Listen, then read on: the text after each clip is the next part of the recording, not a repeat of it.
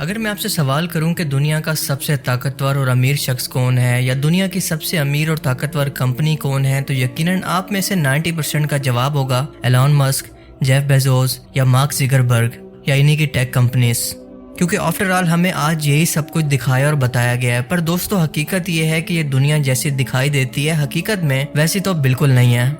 سچ یہ ہے کہ ان تمام کمپنیز کو صرف ایک میجر کمپنی کنٹرول کرتی ہے جس کا نام آج تک شاید ہی آپ میں سے کسی نے سنا ہو۔ دنیا کے ایلیٹ لوگوں کی کلاس جو کہ پردے کے پیچھے رہ کر پوری دنیا کو اور اس کی اکانومی کو کنٹرول کر رہے ہیں۔ یہ وہ لوگ ہیں جنہیں اگر دنیا کے اندر بھوک ہو، جنگ ہو یا پھر خوشحالی کی صورتحال ہو، انہیں کوئی فرق نہیں پڑتا، بلکہ یہ ہر صورت کے اندر صرف پروفٹ ہی کماتے ہیں۔ ہم بات کر رہے ہیں بلیک راک کمپنی کی، جس کے مالک کا نام ہے لیری فنک۔ اس کمپنی کی نیٹ ورتھ ہے $9.3 ٹریلین۔ یہ کتنا بڑا نمبر ہے، اس کا اندازہ آپ اس بات سے لگا لیں کہ اس کا صرف 1% ہوتا ہے $93 بلین۔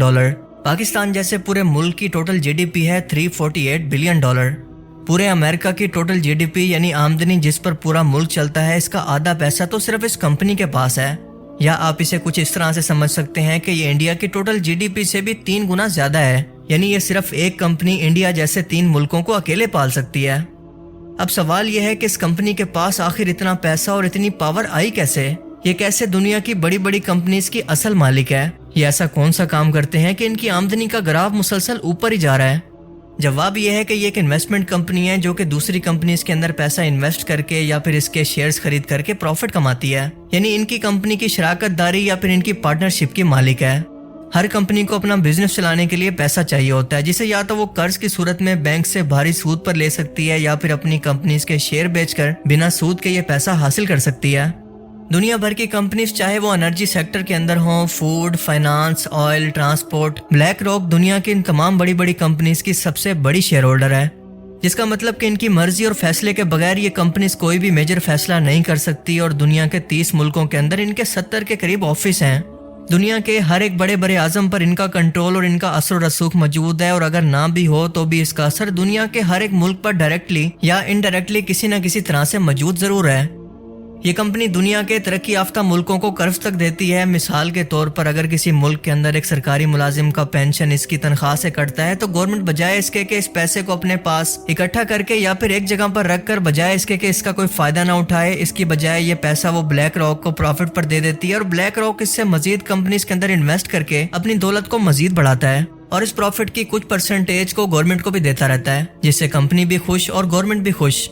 اس جیسی نہ جانے کتنی سکیمز اور فنڈز کو بلیک راک اکیلے مینج کرتا ہے، اور کچھ مشہور کمپنیز کی بات کریں تو فورڈ کے اندر 7.2%، فیس بک یا میٹا میں 6.5%، ایپل میں 6.5%، جے پی مورگن 6.5%، ویریزون میں 7.5%، اور گوگل جیسی پیرنٹ کمپنی کے اندر یہ 12% سے بھی زیادہ کے شیئر ہولڈر ہیں۔ آپ کو یہ بتاتا چلوں کہ گوگل کے دونوں مالک بھی گوگل کے اندر صرف 12% کے شیئر ہولڈر ہیں۔ آپ کے گھر میں آنے والی گروسری سے لے کر ایئر پلین کے اندر لگنے والی سٹیل، اس میں بھرنے والے فیول اور خود اس ایئر لائن کی شیئر ہولڈر تک یہی بلیک راک کمپنی ہے۔ ہوٹل، مال، فیشن برانڈز، فوڈ، گیمنگ، گرز، ایسی کوئی کیٹیگری کا مشہور برانڈ نہیں جس کی یہ کمپنی حصے دار نہ ہو۔ آپ ابھی گوگل پر کوئی بھی بڑی کمپنی سرچ کر کے دیکھیں، اس کی شیئر ہولڈنگ کے اندر ایک کمپنی بلیک راک ضرور ہوگی۔ یعنی آپ کچھ بھی دنیا میں کسی بھی بڑے مشہور برانڈ یا پھر کسی بڑی کمپنی سے خرید لیں، اس کا پیسہ سیدھا سیدھا بلیک راک کو ہی جائے گا۔ یہی نہیں بلکہ ٹیک کمپنیز کے ذریعے یہ آپ کا تمام پرسنل ڈیٹا اور اس کا ریکارڈ بھی اپنے پاس محفوظ رکھے ہوئے ہیں، جسے وہ مارکیٹنگ پرپس کے لیے استعمال کرنے کی وجہ بھی دیتے ہیں، لیکن ہم سبھی لوگ جانتے ہیں کہ ان کا یہ مقصد بالکل نہیں ہے، بلکہ آنے والے وقت کے اندر یہ ڈیٹا ایک انسان کی پہچان اور اس کی شناخت ہوگی۔ یہ سیدھا سیدھا مستقبل کی 3rd جنریشن وار کی تیاری ہے۔ اب سب سے ایک اہم سوال کہ آج تک آپ نے دنیا کی اس مشہور کمپنی کا نام تک کیوں نہیں سنا؟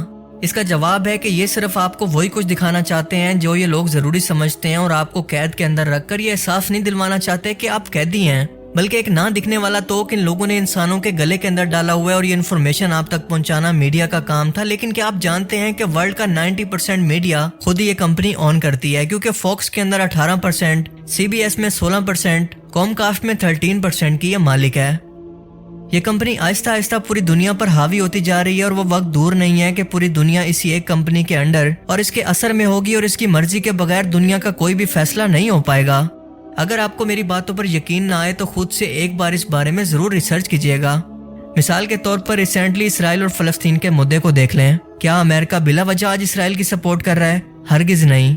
ब्लैक रॉक का बानी लैरी फिंक एक यहूदी फ्री मेसन है और ऐसी सीक्रेट सोसाइटी का हिस्सा है जो कि दुनिया के अंदर अपने मसीहा के आने से पहले तमाम दुनिया के वसाइल पर कंट्रोल और मुकम्मल कब्जा हासिल करना चाहते हैं, जिसके अंदर वो काफ़ी हद तक कामयाब भी हो चुके हैं। यहाँ तक कि खुद अमेरिका जैसा सुपर पावर मुल्क भी इनके आगे बेबस है और इनकी मदद के बगैर ये एक दिन भी सर्वाइव नहीं कर सकता।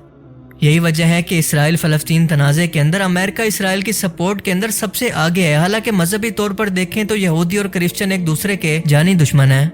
ये माजी में एक दूसरे से कई खूनी जंगें लड़ चुके हैं, लेकिन आज के टाइम के अंदर पर्दे के पीछे मौजूद लैरी फिंक जैसे यहूदी फ्री मेसनरी का गिरोह न सिर्फ अमेरिका बल्कि पूरी दुनिया के इकोनॉमिकल सिस्टम को अपनी उंगलियों पर चला रहा है।